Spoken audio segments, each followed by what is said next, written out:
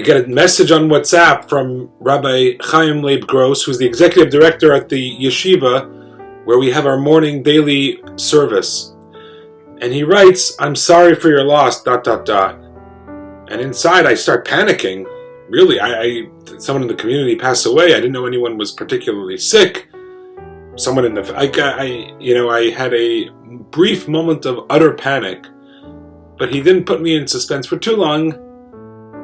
After I wrote 3 question marks, he wrote helpfully, "I'm sorry about the loss of your crock pot."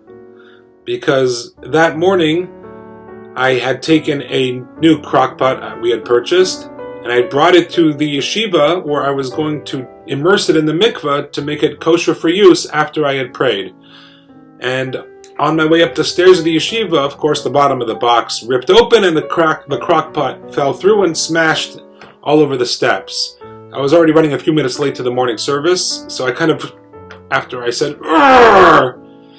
I shoved kind of the pieces aside, inwardly remembering to hopefully return and clean it up. Of course, I prayed, put away my talit and tefillin, had to rush home because of carpool and children, etc., and forgot about it. And so he was messaging me because he had come to work like he does every day, and he saw a big pile of porcelain black pieces all over his steps of his yeshiva that he's taking care of. So I apologized profusely.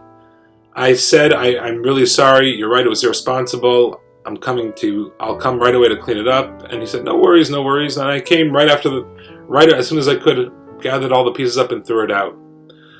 But I was a little frightened because the crockpot had broken at the beginning of the steps, quite a good 30, 40 feet away from the actual doors of the yeshiva, and he must have cameras that see all the way down to the parking lot of the yeshiva.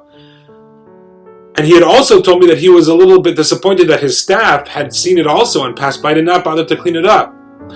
And this reminded me of an mission and ethics of the fathers that says there's always an ear that hears and an eye that sees. Ozen ro'eh, ayin ro'eh, v'ozen shoma'at.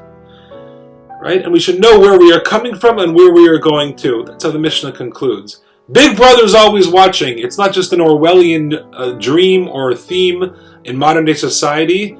It is something that is true in life and certainly in Judaism. And I wanted to remind all of us, especially myself, and I'm really speaking more to myself, as we finish the joy and the celebration of Purim and we approach the hustle and bustle of Passover. We know what happens. It gets stressful. Let's not pretend it. We can remove the elephant in the room. We will come up with times we will start cursing the prices. Hopefully not. We will start schlepping stuff into the house that we never thought we needed.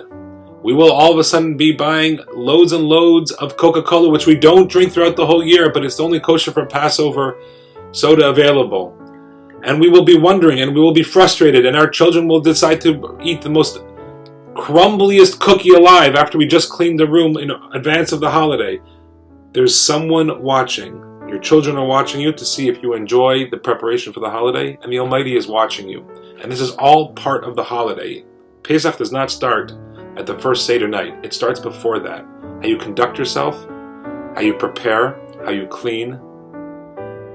We all owe it to ourselves and to our children to remember there is Big Brother is watching. There is a camera on us. Okay? And you don't want to get that message a few hours later, "I'm sorry for your loss." Take care of the problem or anticipate it before it becomes endemic and part of your everyday routine before Passover. You want to enter the holiday with joy and beauty and warmth. Shabbat Shalom.